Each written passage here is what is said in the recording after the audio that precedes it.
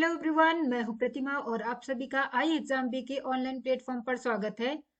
IBPS SO का result आ चुका है। आई होप आप लोगों ने चेक कर लिया होगा और जिनका भी मेंस के लिए सिलेक्शन हुआ है उन लोगों के लिए अगर बात किया जाए तो बहुत कम समय बचा है, सिर्फ 10 दिन का टाइम बचा है। आपकी जो परीक्षा है वो 29 जनवरी को है। इस हिसाब से सिर्फ आपके पास 10 दिन का समय है। उसके लिए आपको कड़ी मेहनत की जरूरत है। IBPS एसओ एग्जाम स्पेशल की जो सीरीज चल रही है उसके अनुसार ये पार्ट 6वां है। इसमें आज हम अनुवाद का अभ्यास करेंगे और ये अनुवाद वाक्य अनुवाद होंगे। ये सीरीज जो है वो IBPS एसओ की है, लेकिन जो अनुवाद का अभ्यास होगा, जो ट्रांसलेशन है, वो आपके IBPS एसओ में DRDO का जो JTU का एग्जाम होगा, CSB के जो ट्रांसलेटर की जॉब होगी, इन सभी परीक्षाओं में अनुवाद से संबंधित प्रश्न पूछे जाते हैं। तो उन सभी के लिए यह वीडियो सहायक होगी। लेकिन अनुवाद अभ्यास से पहले 10 दिन का जो समय बचा है उसमें जो 10 दिन के लिए 10 डेज स्टडी प्लान बनाया गया है उसको देख लेते हैं कि किस प्रकार से आपको तैयारी करने की आवश्यकता है। 10 दिन के स्टडी प्लान में अगर देखा जाए, IBPS एसओ की परीक्षा में सबसे महत्वपूर्ण जो भूमिका है वो है अनुवाद की। हिंदी से इंग्लिश और इंग्लिश से हिंदी आपको अनुवाद की प्रैक्टिस अच्छे से होना चाहिए। उसके लिए हर दिन आपको प्रैक्टिस के लिए बताया गया है। साथ में जो एग्जाम बी के द्वारा बहुत सारे मॉक टेस्ट बनाए गए हैं, तो उनका अभ्यास डेली अगर आप करेंगे, जिसमें आपकी टाइपिंग का अभ्यास हो जाएगा। इस प्रकार से आप इस स्टडी प्लान को देख सकते हैं कि 28 जनवरी तक आपको ये प्लान बनाया गया है। 29 जनवरी को आपका एग्जाम है। तो इस प्रकार से ये जो स्टडी प्लान है उसको आप देख सकते हैं कि किस प्रकार से हर दिन आपको मॉक टेस्ट सॉल्व करना है, जिसमें आपको टाइपिंग का अभ्यास करना है और साथ साथ में नए शब्दों को भी याद करना है। इसमें आपके राजभाषा की जो कंटेंट है उसको भी रिवाइज करने की आवश्यकता है, क्योंकि उससे भी प्रश्न आते हैं और एक एक प्रश्न भी हमारे लिए बहुत महत्वपूर्ण है। साथ में देखा जाए तो पिछले वर्ष से हिंदी व्याकरण से कोई प्रश्न नहीं आए हैं, लेकिन यहाँ पर आपके कोर्स में बहुत सारी वीडियोस पड़ी हुई है हिंदी व्याकरण से, तो आप उसको समय निकालकर उन सारी वीडियोस को भी देख सकते हैं। यदि कोई प्रश्न आया तो उसको आसानी से आप कर सकते हैं। ज्यादा ध्यान आपको अनुवाद में करना है, ट्रांसलेशन में करना है और उसके लिए ज्यादा से ज्यादा शब्दों को याद करने की जरूरत है। साथ में आपको जो टेंस है, जो वॉइस है, जो नरेशंस होते हैं, जो पार्ट ऑफ स्पीच है, उनको रिवाइज करने की भी आवश्यकता है। इस प्रकार से प्रत्येक दिन आपका ये स्टडी प्लान तैयार होता है। तो इसको आप देख सकते हैं और इसको डिस्क्रिप्शन बॉक्स से आप लोग डाउनलोड कर सकते हैं। अब हमारा जो प्रश्न है वो देख लेते हैं। यहाँ पर आपको एक निर्देश दिया गया है कि the following Hindi sentences are followed by 4 different ways in which they can be paraphrased in English language. Identify the sentence which is a grammatically incorrect way to paraphrase the original sentence. तो यहाँ पर आपको 4 option दिए जाएंगे, उसमें से आपको जो इनकरेक्ट है, जो गलत ऑप्शन होगा, उसको आपको सिलेक्ट करना है। तो हमारा सेंटेंस है, low cost solar powered biometric ATM should be set up for remote rural areas. यहाँ पर सोलर पावर्ड का मतलब होता है सौर ऊर्जा से चलने वाला या सौर ऊर्जा से चलित। बायोमेट्रिक ATM शुड बी, यहाँ पर आपका टेंस है, उसके अनुसार वाक्य को देखना है। IBPS एसओ में जो अनुवाद आएंगे वो 2 प्रकार के आएंगे। जैसे आपका पहला जो प्रकार होगा वो ऑब्जेक्टिव टाइप का होगा कि आपको ऑप्शन दिए रहेंगे और उसमें से जो गलत या सही का चयन करना होगा। दूसरा प्रकार जो होगा वो आपका डिस्क्रिप्टिव होगा। डिस्क्रिप्टिव में आपको पैसेज दिए होंगे और उसका ट्रांसलेशन आपको करना होगा। तो डिस्क्रिप्टिव जो प्रश्न होते हैं उसमें जो अंक आने की संभावना कम होती है, लेकिन अगर ऑब्जेक्टिव आपने सही तरीके से किया है, सही ऑप्शन सिलेक्ट किया है, तो आपको ज्यादा नंबर मिलते हैं। और सबसे अच्छी बात है कि ऑब्जेक्टिव आपका ज्यादा सरल होता है चयन करना, जबकि डिस्क्रिप्टिव में आपको अपने आप से देखना होता है कि कौन सी चीजें सही होंगी और किस प्रकार से करना है। ऑब्जेक्टिव में ऐसा कुछ नहीं होता, आपके सामने ऑप्शन होते हैं, बस आपको थोड़ा धैर्य बनाकर उन विकल्पों में से सही या गलत का चयन आपको करना होता है। तो ऑब्जेक्टिव में अगर आप मेहनत करते हैं तो आप अच्छा स्कोर कर सकते हैं। साथ में डिस्क्रिप्टिव की टाइपिंग प्रैक्टिस आपको करनी चाहिए। तो इसके ऑप्शन देखते हैं यहाँ पर कौन कौन से ऑप्शन है। अनुवाद करते समय हमें उसके टेंस का, उसके जो नंबर होते हैं, जो शब्द का अर्थ होता है, उन सभी चीजों को ध्यान रखना चाहिए। अब देखते हैं कि यहाँ पर कौन सा ऑप्शन गलत है। पहला है दूरस्थ ग्रामीण क्षेत्रों के लिए कम लागत वाले सौर ऊर्जा चलित, अभी बताया था सोलर पावर्ड बायोमेट्रिक का मतलब होता है सौर ऊर्जा चलित बायोमेट्रिक एटीएम स्थापित किए जाएं।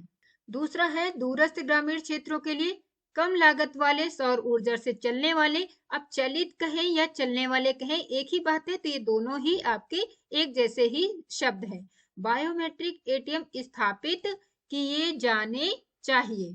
यहाँ पर आपका जो टेंस है वो उसका जो अनुवाद है वो किए जाए, स्थापित किए जाए किया गया है, और यहाँ पर है स्थापित किए जाने चाहिए। अंग्रेजी वाक्य में शुड बी सेट अप लिखा हुआ है। इस प्रकार शुड बी सेटअप का जब हिंदी रूपांतरण करेंगे, उसका ट्रांसलेशन करेंगे, तब किए जाएं, स्थापित किए जाएं या फिर स्थापित किए जाने चाहिए, दोनों ही सही होंगे। अगला है दूरस्थ ग्रामीण क्षेत्र के लिए, जबकि यहाँ पर क्या है कि रूरल एरियाज, एरिया जो है वो प्लूरल शब्द में लिखा है और यहाँ पर आपका एक वचन रूप दिया गया है हिंदी वाक्य में, तो ये गलत है। यहाँ पर होना चाहिए क्षेत्रों के लिए। फिर भी हम आगे देख लेते हैं कि कुछ और मिस्टेक तो नहीं है दूसरे विकल्प में। दूरवर्ती ग्रामीण क्षेत्रों के लिए कम लागत वाले सौर ऊर्जा चलित बायोमेट्रिक एटीएम स्थापित किए जाए। यहाँ पर रूरल एरियाज के लिए दूरवर्ती ग्रामीण क्षेत्र लिखा हुआ है, जो कि बिल्कुल सही है। दूरस्थ कहें या दूरवर्ती कहें, दोनों ही रिमोट का हिंदी पर्याय है। दूरस्थ देहाती, तो देहाती आपका रूरल के लिए ग्रामीण भी कह सकते हैं और देहाती भी कह सकते हैं। क्षेत्रों के लिए न्यून, सभी विकल्प में कम शब्द आया हुआ है यहाँ पर लो के लिए, जबकि इसके लिए न्यून शब्द भी यूज कर सकते हैं, क्योंकि न्यून या कम, अल्प सभी पर्याय होते हैं। लागत वाले सौर ऊर्जा चलित बायोमेट्रिक एटीएम स्थापित किए जाएं। इस प्रकार से जो हमारा गलत उत्तर होगा वो होगा आपका तीसरा, और गलत उत्तर की पहचान करना था तो हमारा ऑप्शन होगा थर्ड। अगला जो प्रश्न है उसमें आपको select the correct option from the following sentences, यहाँ पर आपको सही विकल्प का चयन करना है जो इसका सही अनुवाद होगा। प्रश्न है विगत वर्षों के दौरान ग्राहक और बाजार की जरूरतों के अनुसार बैंक के विभिन्न सेवा उत्पादों के समूहों में तालमेल बिठाने में भरपूर प्रगति हुई है। अब विगत का मतलब क्या होता है? विगत का मतलब होता है जो बीत गया है, यानी लास्ट आएगा इसका, last year, last few years हो जाएगा। विगत कुछ वर्षों के दौरान यानी ड्यूरिंग लास्ट फ्यू ईयर्स। ग्राहक और बाजार, ग्राहक जानते हैं, कस्टमर्स, बाजार, ये सभी शब्द जानते हैं। जरूरतों के अनुसार, एज पर नीड्स, बैंक के विभिन्न सेवा उत्पाद के समूहों में तालमेल बिठाने में भरपूर प्रगति हुई है। अब अगर इसके विकल्प देखते हैं कि कौन कौन से विकल्प यहाँ पर गलत हैं, ताकि हम उस सही विकल्प का चयन कर सके। पहला वाक्य है यहाँ पर लिखा हुआ है during the last few years, विगत कुछ वर्षों के दौरान, बिल्कुल सही यहाँ पर लिखा हुआ है। अगला इसके लिए जो ट्रांसलेशन हुआ है during the next few years, next का मतलब होता है आने वाला, जो अगला होगा, लेकिन विगत का मतलब है जो बीत गया, यानी लास्ट हो जाएगा। तो इस तरीके से ये गलत हुआ, तो दूसरा ऑप्शन हमारा गलत हो जाएगा। अगला देखते हैं during the last few years, इसमें भी वैसे ही ट्रांसलेशन किया गया है, during the last few years, ये भी सही है। आगे देखते हैं सेवा उत्पाद के समूहों में तालमेल बिठाने में भरपूर प्रगति हुई है। देयर हैड बीन, ये जो टेंस है वो आपका पास्ट का है, हैड का यूज पास्ट में होता है, जबकि यहाँ पर आपका जो टेंस है, जो काल है, वो है वर्तमान काल। इसलिए अंग्रेजी अनुवाद करते समय भी आपको उसी टेंस का चयन करना चाहिए जो कि आपका स्रोत भाषा या स्रोत वाक्य लिखा हुआ है। इस प्रकार से पहला वाक्य भी आपका गलत हो जाएगा। अब हमारे पास 2 विकल्प बचे हैं, तो उसमें आगे देखते हैं। There has been, it should be. अब यहाँ पर इसके लिए तालमेल बिठाने में भरपूर प्रगति हुई है। शुड का मतलब जो होगा वो चाहिए का सेंस आ जाता है, इसमें चाहिए हो जाता है। तो इट शुड बी आपका जो ट्रांसलेशन है वो गलत हो जाएगा इसमें, क्योंकि यहाँ पर इट शुड बी का कोई अर्थ नहीं आता है। यहाँ पर प्रगति हुई है, there has been a lot of progress, ना कि it should be a lot of progress. तो इस प्रकार से चौथा भी गलत है। और तीसरा वाक्य है during the last few years there has been a lot of progress in aligning the various service product groups of the bank as per the needs of the customers and market. तो सही जो अनुवाद है वो होगा आपका तीसरा। अगला वाक्य देखते हैं। और अगले वाक्य में आपको बताया गया है कि अंग्रेजी वाक्य का हिंदी अनुवाद में कौन सा विकल्प उपयुक्त है, यानी सही विकल्प का चयन करना है। अंग्रेजी वाक्य है aggregate demand conditions have been supported by pent up spending and discretionary expenditures during the festival season. और इसके विकल्प हैं त्योहारी मौसम के दौरान। तो ये जो रूपांतरण है वो है ड्यूरिंग द फेस्टिवल सीजन का, त्योहारी मौसम के दौरान। सभी में त्योहारी मौसम के दौरान लिखा हुआ है, तो ये त्योहारी मौसम में। अब देखो यहाँ पर चौथा अगर विकल्प देखते हैं तो त्योहारी मौसम में लिखा है इन फेस्टिव सीजन, जबकि आपका अंग्रेजी वाक्य है ड्यूरिंग द फेस्टिवल सीजन। त्योहारी मौसम में नहीं, त्योहारी मौसम के दौरान होना चाहिए।